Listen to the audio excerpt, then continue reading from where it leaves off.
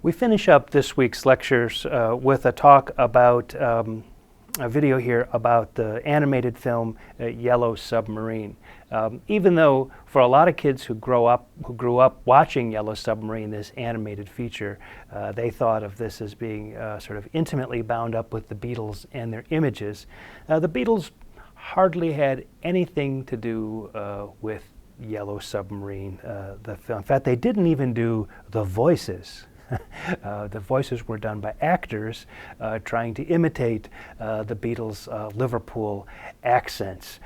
George Harrison has remarked that he understood why they needed people to do the cartoon voices. They had to sound like cartoon voices, although our voices already sounded pretty cartoonish.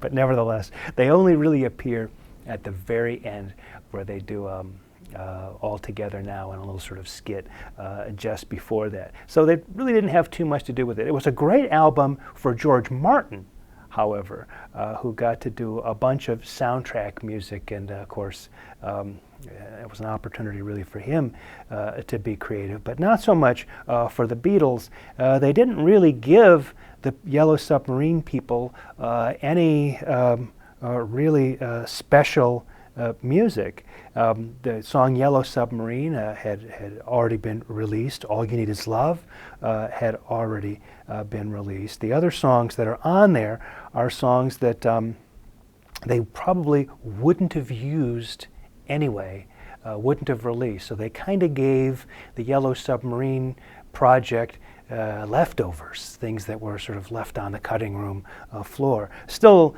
Beatles stuff that's on the cutting room floor is still Beatles music, and people would scramble around over something not nearly as good as these Yellow Submarine tracks if it were to be discovered now, say. So let's keep all of this in perspective. There's a George song called Only a Northern Song, recorded in February of 1967, a modified AABA form. Northern Songs was the name of a publishing company that they were assigned to for a while, so it being only a Northern Song refers to both the kind of publishing end of it and the fact that they were sort of Northern guys, so it's only a Northern Song. But there are a number of kind of gags in that, like out-of-tune instruments and things like that they do on purpose to kind of, when he talks about not singing in tune or various kinds of things like that. So it's really kind of a fun song. I oftentimes play it for my students in class, and they have no idea who the band could be. And I say, oh, that's the Beatles. Oh, I've never heard that one. All Together Now, the one that's sung at the very end of the movie, is a Paul song recorded in May of '67. So again, right after the Sgt. Pepper sessions, a contrasting verse-chorus form from Paul. Hey Bulldog, which I think is actually a pretty hip tune, by John, recorded in February of 1968, so just at about the same time as they were finishing up Lady Madonna and the Inner Light. Hey Bulldog was done, a contrasting verse-chorus song.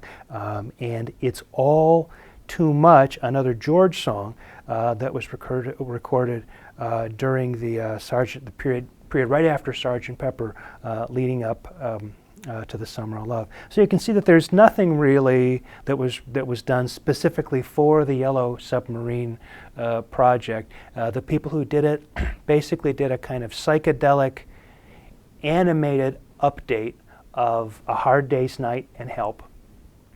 It is a fantastic film to watch. Some of you undoubtedly will have watched it as children and gotten very used to Ringo. And what is the line in there? He says that kids come up to him from all around wherever he goes, and they always ask him, "Why did you push the button? Don't push the button!" Right? So kids love the film. It's a classic.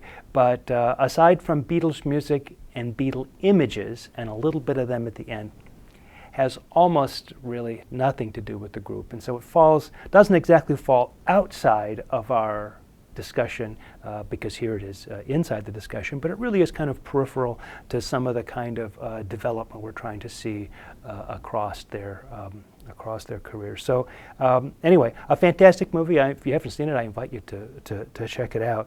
You'll certainly have a fun time watching it. And the Beatles music in it even though it doesn't add a lot to our story, is still pretty fantastic music. Well, next week and the sixth and last week of the Music of the Beatles here on Coursera, we'll talk about the very last projects for the Beatles.